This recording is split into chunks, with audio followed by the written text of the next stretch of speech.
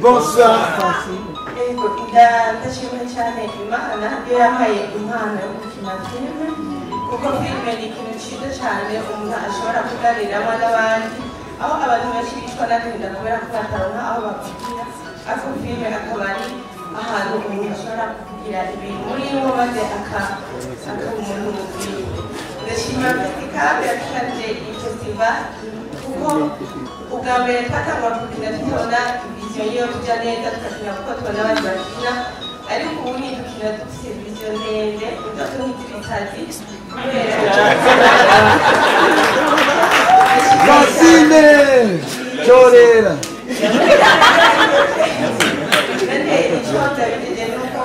ubukurikira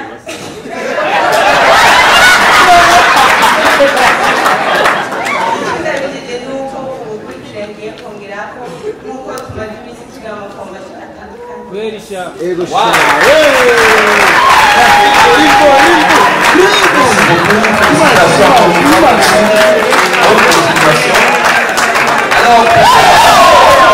C'est l'émotion, c'est l'émotion. Permettez-moi d'appeler sur scène Madame la marraine du Festival 2022 pour qu'elle nous aide à trouver un certificat pour la meilleure interprétation masculine. Richard, quelques mots à propos de lauréat. Merci beaucoup. Un bonsoir à la En fait, pour le rôle masculin,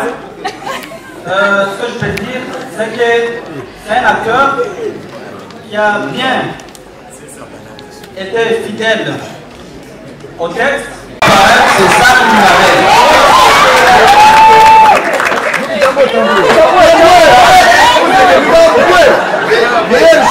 Bonsoir. Bonsoir, Tamboué. Katselo Yuba.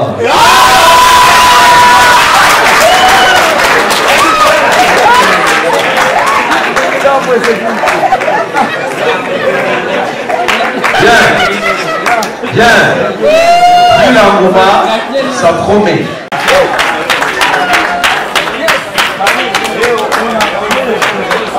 Par contre, les 200 000.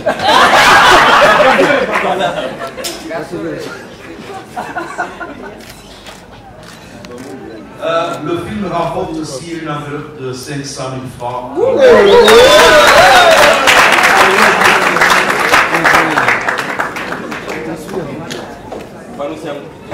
Merci beaucoup. On va inviter le délégué de CBINet pour nous aider à attribuer le certificat et le prix du deuxième meilleur film catégorie nationale. Le jury de la catégorie nationale long métrage décerne le certificat du deuxième meilleur long métrage au film Urbo Guanje.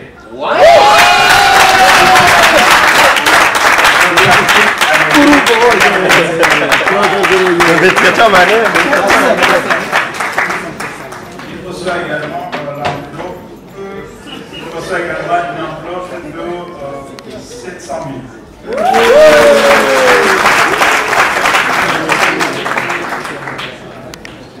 Et en tant que CBNet, nous aimerions lui donner comme cadeau une connexion internet pour 6 mois.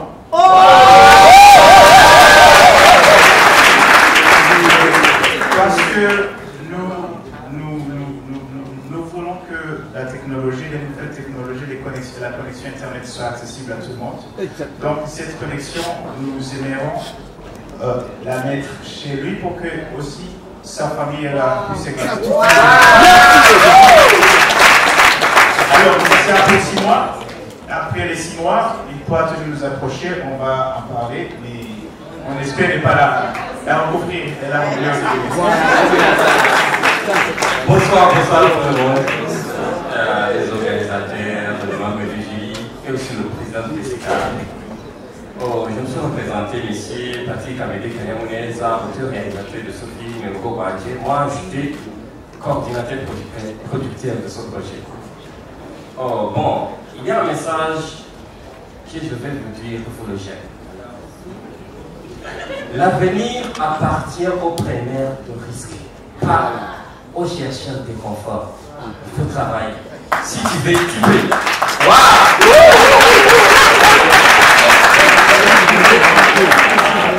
Voilà. Alors, catégorie nationale, long métrage de fiction. Je voudrais d'abord inviter la déléguée de Interbank Burundi pour qu'elle vienne nous aider à attribuer ce prix à un film. Et ce film, non, on attribue le prix et puis on va vous dire pourquoi est-ce que ce film a... Madame la directrice.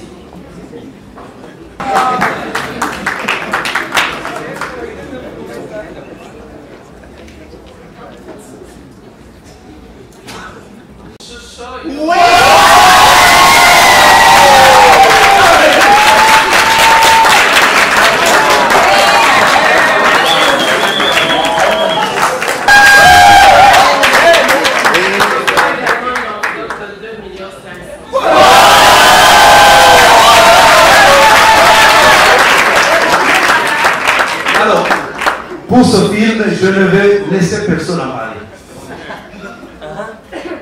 Amédée est parti d'une idée simple, mais il l'a exploitée d'une manière incroyablement originale. Dès les premiers instants du film, on est captivé jusqu'à la fin. Donc, je vous le garantis, on vous le garantit, c'est le film à voir. Merci beaucoup.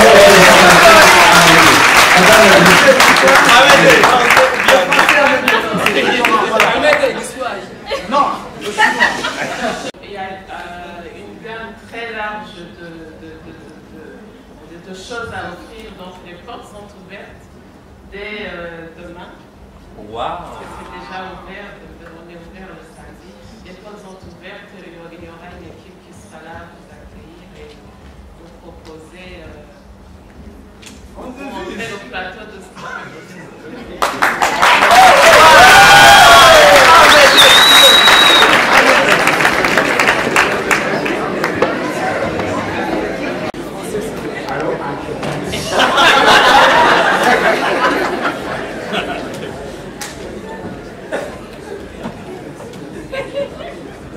Banyakubahwa mwese ibaza ko mwese ushobora kwishyira mu kibanza cyanjye ikibazo ukomeye ntimuze kunyitega ko byinshi ku majambo icyo kuvuga ni icyo gushimira Imana yo mu ijuru yazanye iriya ide jewe David Giseti nari ngaho ndiko nkomera amashyi ariko baragira ibihembo kandi nafisemo filime yanjye yitwa Amoso y'Umukenyezi. Amarira y'Umukenyezi. Amoso y'Umukenyezi. Agahinda k'umukenyezi. Ate Giseti iyo filime yaragiye no muri festival nako mu mashi nataka 2020 nari ngaho ndiko ndakomera amashyi abarawuheye. Ndasabye imbabazi abantu bari banyegereye situ abafana naho arambwira ngo ndi muto cyane ngo ntacyo mushobora nagira mvuge ku izina ry'abantu twahora twiyumvira kumwe muri fesitikavu ntibagira mpunzi ikimenyamenya iki ibi ndabivuze bisegera nimwe twahora twiyumvira ngo hari ukuntu bigenda rero madapfuyemo n'abantu banegereye n'abakunzi banje banegereye ndazi barapfungiyemo Imana izagire fesitikavu ibintu bikomere Imana ihezagira ubuntu bwacu n'abarongozi bacu bashyigikira kino gikorwa. Imana ihezagire filime y'Uburundi.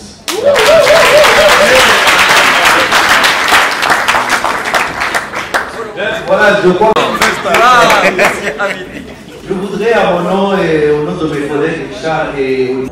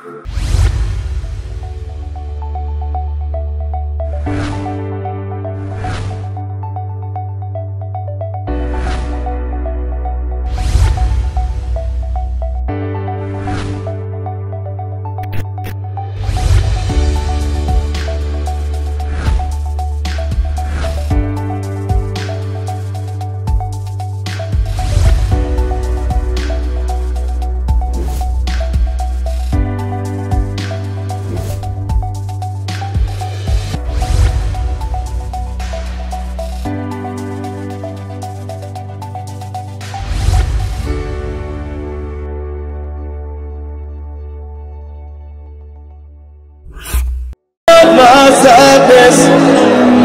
you not with gladness. Is my troubles that were take away my sadness, you not with gladness. Is my troubles that what to do?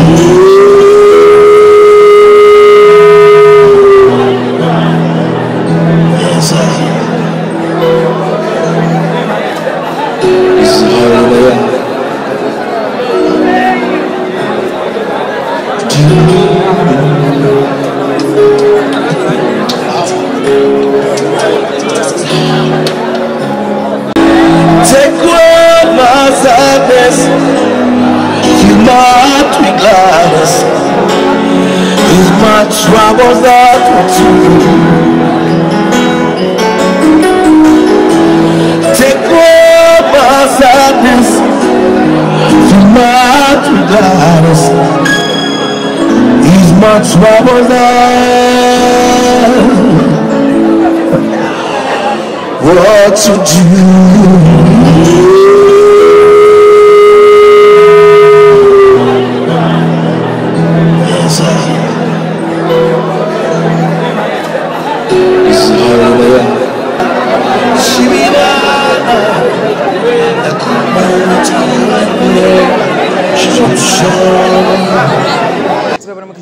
mwese muri EF mu kigo ndangamico cy'abafaransa turi kumwe na Ismail Gasore mubona tujeje kuraba birori bitandukanye twari muri Fescab edition ya 13 Gasore ni sawa kwanza ni sarade kabisa uje kumva filime washoye gukinamo yashoye kuronka prix kameme nakinyemo yoteza kuronka alors c'est prise ibiri moshe bagize mais députation masculine féminine n'iyindi yitwa meyere aho ntaco twaronse amapri abiri akomakomeye kwisi yose Gasore wewe warigeze ukora filime wiyumvire kuba witwara muri Fescab kuko ari abantu hari ya hanze aha bagenda bavuga ngo Fescab ibintu byari hose bagenda bavuga amajambo atari meza Fescab nakubwira ijambere ni festival international kabiri représenté au niveau mondial au niveau international urumva kivuze ke ubonye wowe honyine umaze kuvuga ati wamaze gushika muri yo niveau yo kuba muri Fescab uri gihangange mon cher tureke kuza turavuga amaparlala amajambo kuko deja filime kugira ngo ishike muri festival muri Fescab nako iba yakoze ibintu bikomeye cyane birenze ibindi byose sivyo sasa kintu gihari abantu baza bavuga uturujambo twa aba kwanga biyago arrêtez les gars hari bagenda bavuga ngo urumva ngo je ngo sinitwara filime hari yango bajye abantu baronka amapri ngo babazinanye na Jiri no Jiri iri muri Fescab wanashima imwe iba ariyo mu Burundi iyindi kabiri yanze igihugu bisuga ko babona filime urumva babona filime iba yatowe iba ari filime yakaguwe mu buryo butandukanye urumva yarabwe mu buryo butandukanye uziko filime yatowe muri Fescab ishobora kuragwa inshuro 180 mon cher Fescab tu vois notre prix meilleure interprétation masculine muri 2014 n'ifise imyaka 13 ndafise trophée monze ndakutumiye uze kurigana kubera iki inyuma kuva 2013 turashaka gukuronka iyindi prix nikora ko abo twakorana atari bo bari kuko ivyo dukora ni biri muri cadre turimo dukora amafilme ari au niveau international mon cher ivyo dukora na commission mugabo iyi ni bibiri kine staff komeye cyane ndi gasore mfise IGC ndakira abantu bafasha kugira ngo nanje gasore sho gutwara amatrophée nkaya bro bikomeye cyane kubera iki muri bijya ukora nawe ata filme yawe canke video yawe wazanye ngaha bijya ni comedy ni ikintu twiyumvira ubunyene tugakora muga filme ni ikintu witondera na filme wiyumvira ukakora ukayizana na mandazi kora bizi filme ifite amafaze atandukanye filme rero kugira ngo ibe filme yo kuja muri faze iri ngaha ni filme ikomeye cyane ni filme ifite amafaze atandukanye so be careful on this one mon frère si comedy nanzara muri festival bocha bagira ukukuro umwanda ngaha ndakubesha mugabo ariko ko 2023 2023 nzokora filme iraho ni serie izotanga kandi izotwara kandi zo ari filme mbere comique twenza izotwara tufe muri festival ariko ino jiri yashoboye gukora muri wa metrage yavuze cyuko filme mukiye kugira team waka ni kuvuga gukorera hamwe icyo kintu mu Burundi kuba kikigorana mu Burundi ni kubera ko dufite ingorane yo kuvuga ati umwe wese yavuga ati ku ruhande rwanje ndashoboye ariko mu gihe tuvuze ati tugiyemo twese turashoboye tukokora ikintu kimwe komeye cyane none ko nakoze film na Fanny Lavin turi kubona Tamboy the Great yaronse prix na wene mu gihe tukogira ati ba Amede bande tugakora film imwe tukogira film kandi yo twara ama prix yose ndakurahiye national international merci beaucoup reka ngiye sawa ndigushimire cyane mais Simon ni busayizira today Buja Today TV subscribe like share comment we love you asante sana ndakurahiye asante sana turabona kuja mane mwese mwiriwe bwakeje mwiri ujirogize banawerereye turi mu kigo ndangamiro cy'abafaransa IFB aho twejeje kuraba ibirori byo gutanga umushinga ku bakinyi bakoze neza yari festival 3e edition tukumena Ahmed hamwe na Fiston reka gati batuyagire gati batugere ikintu afisi cyacu Ahmed ni sawa yego ni sawa cyane uyumva ko tuno muziki ufisi ikintu nk'iki ni bya bintu byo kurengekwa nawe uravyumva ndanezerewe bidasanzwe Fiston gute Jenny sawa nuko komenya nuryohe reka nukurira narize kubera ibyishimo ama emotion yabaye menshi Amede uyumva ko ikintu kiringo kinini ukoze Amede ariko afikoze filimi kiringo kinini ari ibaze kuba uyu munsi ari utangiye kuronka ivyamwa byashaka kiringo kinini umaze ko ibi bintu bikwiye gutanga icyizere ku bantu bose abakozi abari bo bose bakora je kuva 2012 ndiko ndakina filme nta kintu ntabona niyo bija 2017 nkaja muri festival ngatsindwa 2020 nkajayo gakomera amashabandi nukuvuga je kuri ikinaje kimpaye icyizere cyo gukora ibirenze ibi kubera yuko ubu numvise ko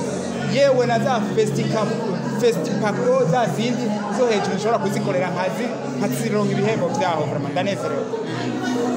Ahmed hari abantu bagenda bavuga ati Ahmed arakora film ariko natera imbere ni kwa kundi nyene namenyekana akajambo kamwe kuri uyu munsi ufise ikintu kinini ngaha nko mukibona ukaba washe kuronka na award reka ndayavuge kuko hari nibindi bimenyesha makuru byafashe imiliyoni 2.5 bo iki ni cya kintu abantu bavuga ngo igihe cy'Imana muntu wewe nuwumva icyo uri kurakora ucitse intege umenya yuko Imana yo idacika intege yo igihe cyayo wewe mu Kirundi barawuca umugani ngo umuntu ahebura ubumuga apfuye nitunga umuntu arihebura ari uko apfuye nimba ukiriho menya ko ushobora gukora umunsi umwe ukaronka ingororano y'ivyo wakoze ni kimenyamenya cy'uno munsi rero kuva imyaka yose nakoze kimenyamenya ko hari kivamo Fiso mukinanye kera na Ahmed kuva kuri filme inkuru y'inkuba oya nimbere yaho twari ari yindi je yatanguye mushibuka Ahmed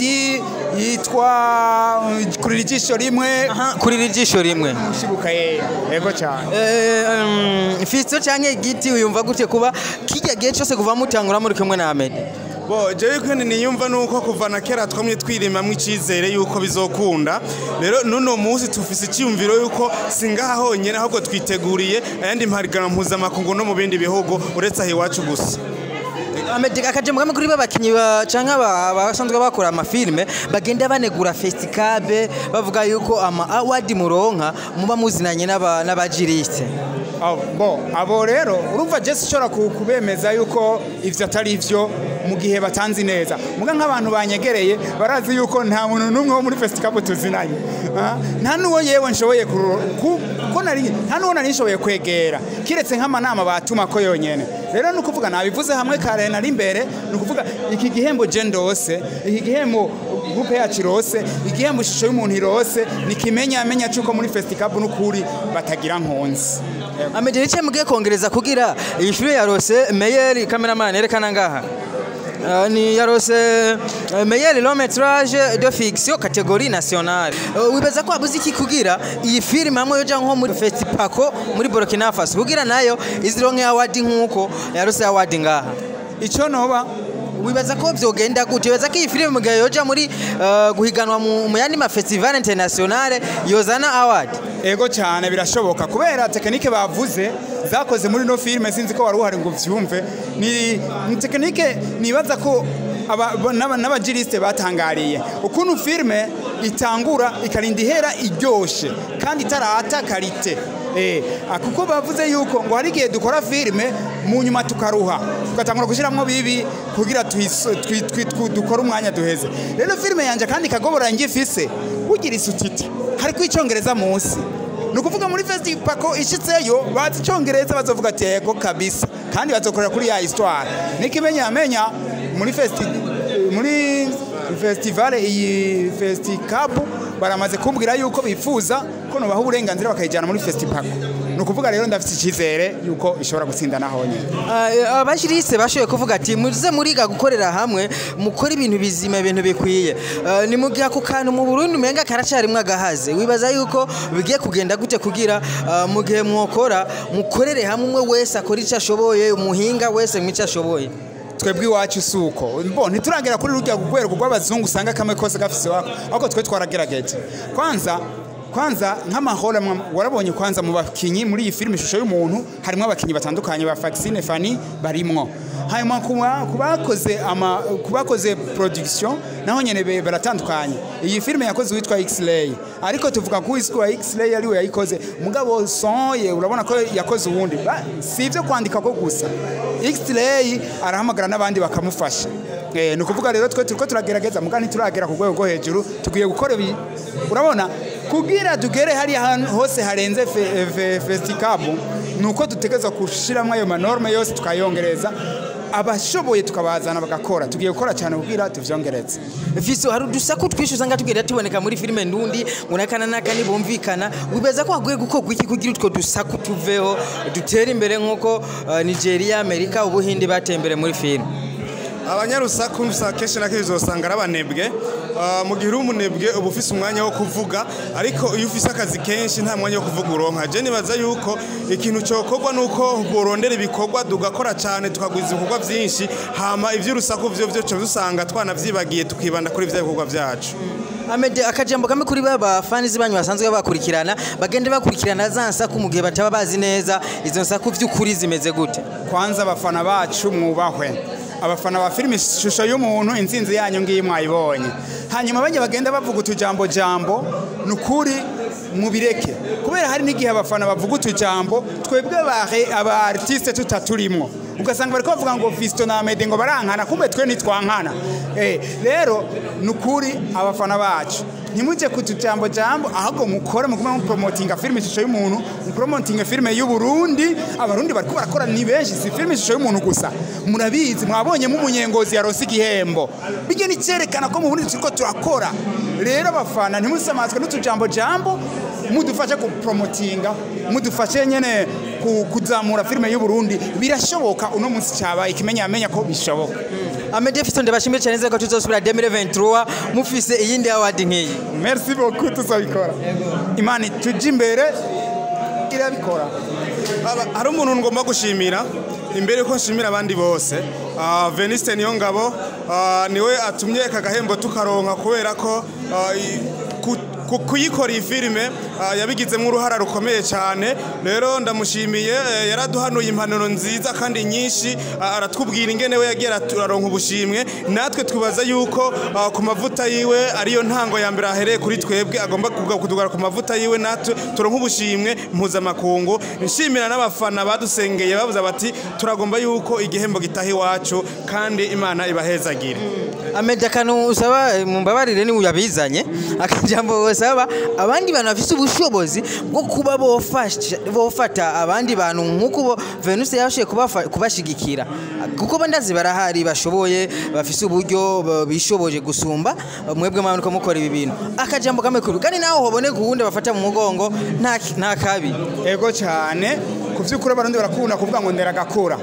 ikintu kibaye no munsi nikimenya amenya cyuko umuntu iyo ari karafasha hari igihe bicamwo nk'ubu Veniste Niyongabo yaradufashije filime ishusho y'umuntu n'ukuri ikozwe muri sponsor ya Veniste Niyongabo none raba turose igihembo isi yose iramenye yuko filime ishusho y'umuntu ari nziza ko mu Burundi hariho impano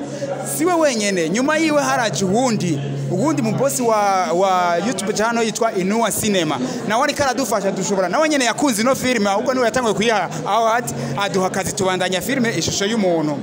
nukuvuga ndatumirira n'abandi abantu bafite amafaranga filime n'ukuri irashoboka mu Burundi shoramwe amahera dukore ejo ni heza Tigushimire cyane Amede ibintu ni sawa no mu Interbank bigiye kugenda neza tugusengere gusa murakoze cyane turi muri EF bikigo ndangamico c'abafaransa muri Festicabe edition ya kangahe Tambwe edition y'13 troisième edition turi kumwe na Tambwe Lemi aho yashe kuronka award nk'umukinyi filime yiwe yarose best actor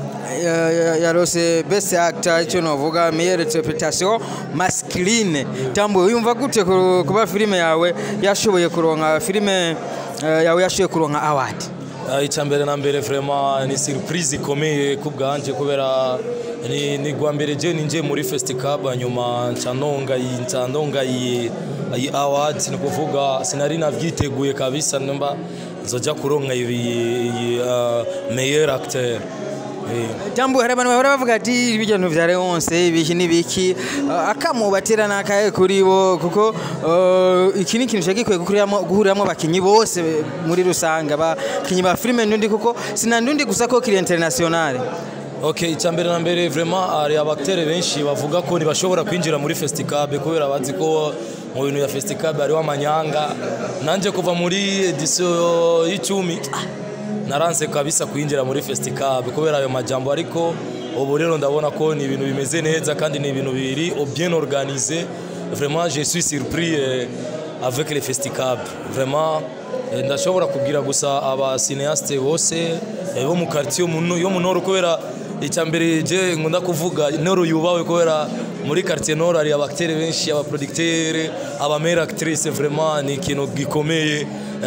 gikomeye cyane kabisa ego Tambule akajembo bwira Leonce Ngabo yashoye kwiyumvira gutanguza iki kintu na timu yewe muri rusange vraiment iki kintu kwaza ndashaka kukivuga mu Giswahili kwera ndazi Papa Ngabo arazi Giswahili neza na kibazi ego mbele yote kwanza nashukuru kwa sababu Ngabo Leonce nilishangaa sana leo kusikia kwamba ni yeye tena alianzisha Amical des Musiciens alafu tena anaanzisha Festival ya waigizaji wa filamu. Ni kusema ana nafasi kubwa sana kwenye tasnia ya filamu nchini Burundi. Kwa hiyo nasema asante sana Ngabo Leonce, Mungu ampe nguvu na uwezo aendelee kutuandalia Festival, aweze kutufanya watu wakubwa sana. Namwamini sana kwa sababu Ngabo Leonce vraiment yubawe. Uretse kuronka certificate na kandi kantu kayiherekeje vyariko kariho ariko ndatinya gusa niba nkubite kaci. Tambwe rero tugushimire cyane izere yuko umwaka uza w'ibihumbi 2023 Tambwe remwe ariyo filime yizobe ya mbere ego kandi nzoba meilleur acteur meilleur film mais réalisateur. Abantu baravuga ngo utambwa kintu Kiswahili gusa ubu babwira iki? Ni Kirundi urumva barakizi baravuga Kirundi ni bon. Ndashobora kubwira abantu bose bagira amafilme yo mu Kirundi babe baramamagara gusa tukine kubera na kinye muri filme ya Fanny Lavine yitwa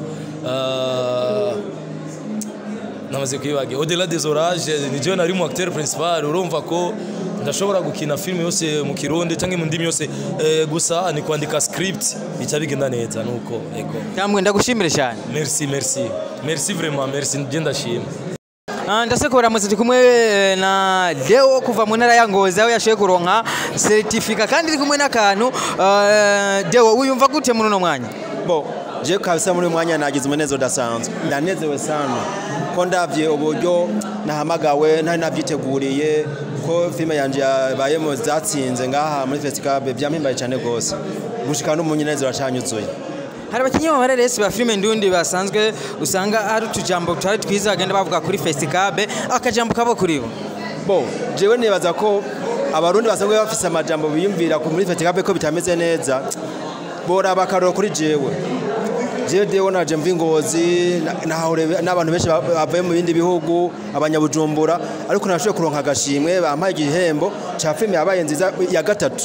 kuri metrage ikoze neza kandi yakinwe neza ni ikintu gihimbaye cyane ukuvuga rero ko festival iri collect ntabwo ica ku mpande ngo naka ngo turamu cyangwa icyo iraba igikwa cyo ko cyagenze neza gikoze neza kinye neza gifite amashusho meza gifite son nziza no kuvuga utogwa mu bikorwa byinshi byari bisanzwe bikoze mugabo kigasomye ikindi gukogwa neza. Ugiye gukora gute 2023 kugira uzoshoye kuronka agashimwe kuri filme ndende kuko nabonye ko ubu biriko biraza kuko ana makampani atandukanye yagiye aremerera ubundi bushimwe bugeretse kubwo festival yabahaye abakinyi bashoye kuronka filme zabo zashoye kubiza mbere muri long metrage. Bo je nibaza ko nashoboye kuranka kuri metrage ariko nefisemo na long metrage ntiyashoboye gupasa ariko nabyo ndashima ko yarabonetsemo barayerekanya hano heshi bo mu byo ngiye gukora kugira ngo 2023 nze ntware igihembo cya festival long metrage ngiye gushaka ingoga mpindure strategy basi aho ntari bitabiri bimeze neza ku long metrage mpindure ndibaza ko hari utunenge baba barayitoye kumbere babonye ko bitagenda neza nongeye gukosora ya kandi ize ko kuri metrage muri 2023 ndashaka kugera ahantu heza hashimishije gusomba aho nageze muri kuri metrage no mose. Yego Deo ndagushimira cyane bisaba abantu bariko ratururira kumande